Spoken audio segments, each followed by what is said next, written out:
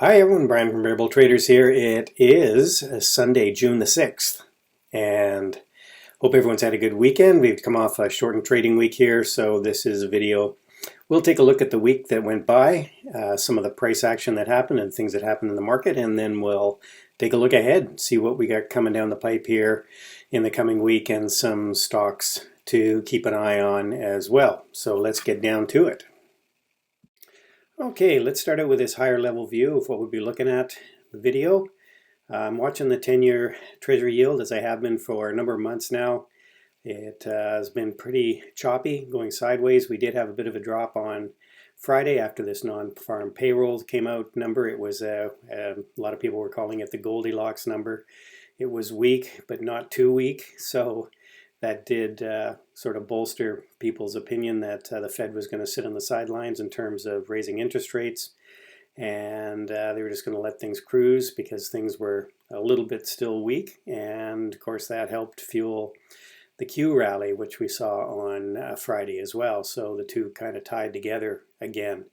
One of the indexes that didn't perform very well is the IWM. We didn't have a nice move like the Qs, and we'll take a look at that shortly, but we're still in a pretty tight trading range here, and we'll be watching that to see if it can move one way or another. US dollar still looking very weak. Is it going to break lower? I don't know, but it's sure looking that way, looking like it might test a new low here. And of course, we as energy will do well if we have a good economy, and a lower dollar should do well as some of the metals. And of course the meme stocks in play last week, as everybody knows, so keeping an eye on those as well. So let's deep dive into the analysis here. And of course, before we get going here, this is a shameless plug, my book on Amazon, How to Swing Trade. If you haven't checked it out, this is a guide to money management rules, routines, and strategies I use as a swing trader. And so let's get down to it. As always, I like to start out with the treasuries and the yield. And you can see here on Friday we had a nice move up on the TLT, which is a 20-year treasury. That of course means that the yields dropped, which I already mentioned. That was in part response to the slightly weaker than expected payroll numbers. So again, we seem to be breaking down a little bit here, but still pretty much stuck in a range. And as I mentioned earlier, this is something we'll continue to watch here as we go into the coming week, and because that will probably have an impact on markets, and particularly the Qs, the growth companies that are in the Qs. So transports are looking a little bit weak here. You can see we had a bit of a breakdown on Wednesday and then follow through Thursday and Friday. Of course, this could be a harbinger for the Dow maybe rolling over, because usually the transports are predictive of where the Dow is going to go. Transports again on the week, looking a little weakly, or weekly's looking weak.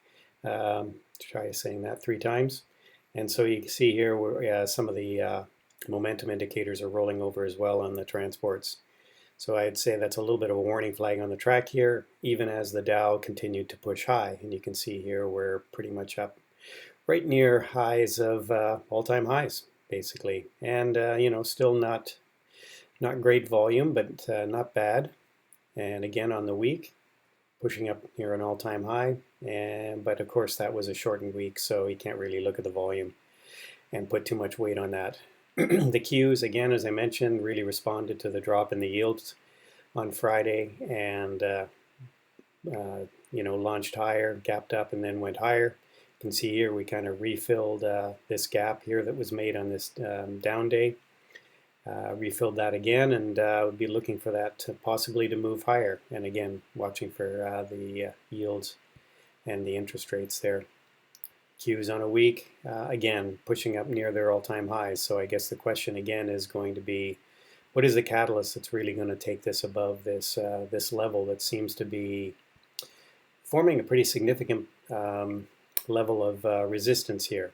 The SPY again right near all-time high. I think that was in terms of closing, 422.12 was a close here. for 22.60, so that was an all-time high close for the SPY, I believe. So SPY still looking strong.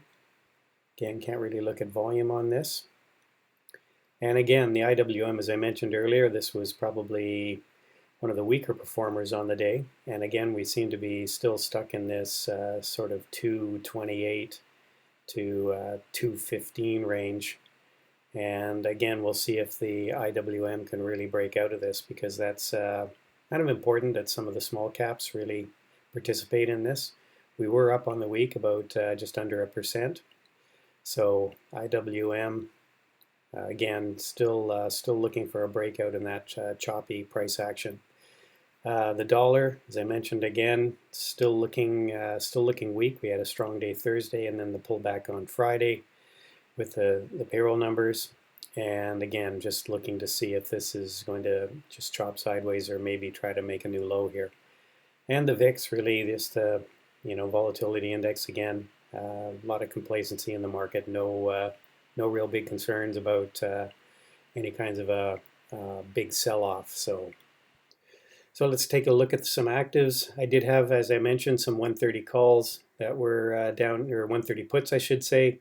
They expired worthless, and yeah, Airbnb, I still think it looks pretty strong. I'll be watching that on Monday.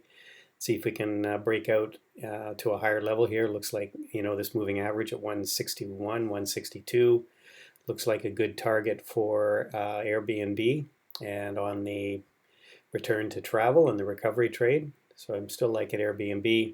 Sold more of my forward calls. They're really just going parabolic here, and it's been a really great trade since I got into it. I think back here, those 10 calls that expire in January next year have been really good. So I've really whittled down that position in the last week or so.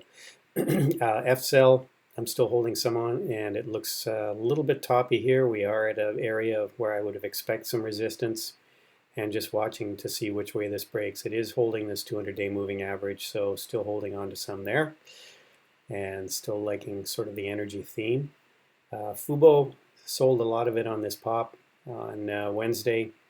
I really like the way it did break out from this 200-day moving average. Now we're doing a bit of a consolidation, and I'll be looking to see if we can actually continue higher after this possible sort of ABCD pattern here. Yeah, my gold trade kind of almost got back to where I entered, and I'm still holding some here, so I'm just looking for it to move higher. ICLN, still holding some of this, although it did pull back quite a bit here in the last 2 days. LAC, lithium, I'm holding on to some of that from early in the week, last week. Got into this trade, and it still looks fairly positive. I'm looking for it to break out, and 18 is going to be a level where there's going to be some resistance here. So looking for a target there of around 18 or just under. Tech, still holding on to some of that. So some Canadian stocks I'm holding on to. So some of the watch stocks I've got serious Roma on this trade. I did miss this breakout on Aqua, and it just keeps going higher. I'm kind of waiting for a pullback on it so I can maybe take an entry, but again, it is really overbought here, so I'll have to wait for a pullback. BTU looks like it's ready to break out here. Looking for, I've got an alert set around 960 to see if we can break out and hold there, but again, energy theme. Energy seems to be strong. I did pull a pin on this one, BTX. I was really kind of disappointed in this trade. It looked quite promising as it kind of put in a double bottom here and started to take off. But it ran into this 20 moving average here and started to pull back. So I got out of it on Thursday, and I'm glad I did, because it really started to drop on Friday here. So I'm going to keep an eye on that one. Maybe we'll come back and test this 1470 level, and I'll look for a possible entry again, and then I can use this bottom as a stop. CCIV actually looks kind of interesting to me. I've got an alert set at around 25, and again, volume's been picking up a little bit in this as it's picked up in price, and like the way RSI is moving up here. Stochastics momentum looks good, so CCIV There's a big volume shelf here, and that's obviously why we're getting into some resistance. A lot of people stuck here, happy to get back out at break even, but once we get past this level here, I think there could be less resistance for it to go to the upside. Fastly, looking here, it kind of looks like a double top, so I'm actually considering either taking a short on this or selling some 50 calls and for the week and just see how that plays out. GDX again, this is gold and LAC I'm already in. Laser, kind of keeping an eye on this one. It kind of looks stuck here in a range right now. I've got an alert set at 25. If we can break and hold that level, it could be going higher. Pen, I'm kind of interested in. We're putting in a bottoming pattern here. So it looks like about 78 is area where we should be holding. And this 200-day moving average probably going to be resistance as it was right here. But that's, that's $6 above where we are right now, so it could be a good risk reward on Pen. Playboy's coming into making sort of an ascending triangle here.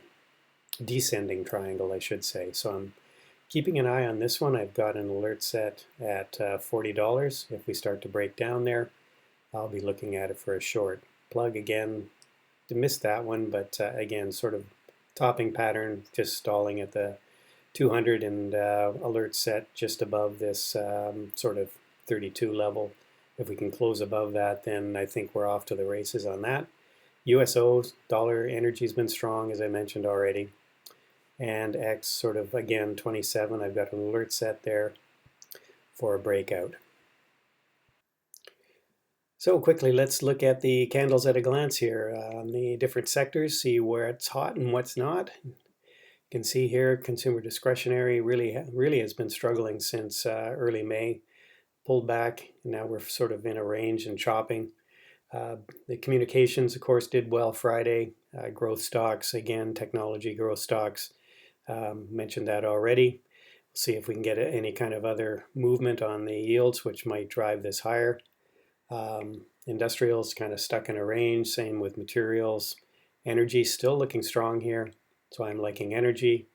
The staples, retesting some all-time highs there. It's interesting. Healthcare really just struggling here. I'm not really sure why there isn't money going in that sector right now, but it's definitely struggling. I was looking at some of the biotechs down quite a bit, and they don't seem to be looking like they're coming up anytime soon, but I am keeping an eye on them. Financials, again, sort of same story as the energy sector. They seem to keep going up even though interest rates were dropping, which is kind of counterintuitive. So yeah, so that's the sectors at a glance. So let's wrap things up here on a Friday or a Sunday night, I should say.